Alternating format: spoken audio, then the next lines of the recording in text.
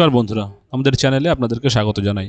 যারা চ্যানেলটিকে প্রথমবার দেখছেন তারা অবশ্যই চ্যানেলটি সাবস্ক্রাইব করে নেবেন এবং বেল আইকনটি দাবিয়ে দেবেন, যাতে চ্যানেলে দেওয়া সকল ভিডিওর প্রথম নোটিফিকেশান আপনাদের কাছে পৌঁছে যায়।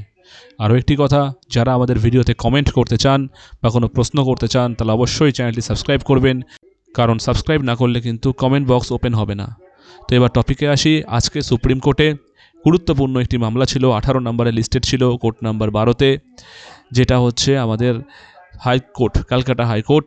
অমৃতা সিনহা ম্যাম, আমরা জানি গত মাসে প্রায় 27 তারিখের দিকে একটা অর্ডার দিয়েছিলেন যে ডিসেম্বরের 5 তারিখের মধ্যে সিডি যারা আছেন, গ্রুপ সিডি, তাদের প্রত্যেকের যারা নন টেন্টেড তাদের list, even SSC school service commission 2016 নিয়োগের যে নন টেন্টেড ক্যান্ডিডেট তাদের লিস্টটিও কিন্তু প্রকাশ করতে হবে। কমিশনকে কিন্তু এই আদেশটি দিয়েছিলেন। তো কমিশন তখন থেকেই এদের নামের লিস্ট প্রকাশ করতে কোনোভাবেই রাজি ছিল না। তো ব্যাপারটা সেখানেই দাঁড়ালো। আলটিমেটলি তারা রাজি না থাকার জন্য সুপ্রিম কোর্টে গিয়েছিল। তো আজকে সুপ্রিম কোর্টের জাজ মহাশয়, উনি কিন্তু সঞ্জয় কুমার স্যার, ক্লিয়ারলি আজকে বললেন যে ঠিক আছে, এই যে অর্ডারটা ইন্টারিম অর্ডার, এই ইন্টারিম অর্ডারের ওপরে কিন্তু তিনি আজকে স্টে দিলেন। তিনিও আজকে বললেন যে ঠিক আছে, এই বারে বারে এরকম করে ইন্টারিম অর্ডার দিয়ে প্রসেসটাকে ওয়েট করানোর কোনো মানে হয় না। এই কারণের জন্য তিনি ইন্টারিম অর্ডারের ওপরে স্টে দিলেন।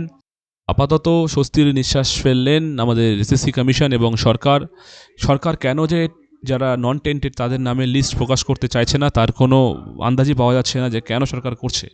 তো সম্পূর্ণ ব্যাপারটি আবার সুপ্রিম কোর্ট থেকে কলকাতা হাইকোর্টে ব্যাক আসলো, খালি এইটুকু স্টে আসলো এবং সম্পূর্ণ দুই পক্ষকে কিন্তু এবার রিটেন আকারে সম্পূর্ণ ডিটেলস জমা করতে হবে, সাবমিশন করতে হবে কলকাতা হাইকোর্টে।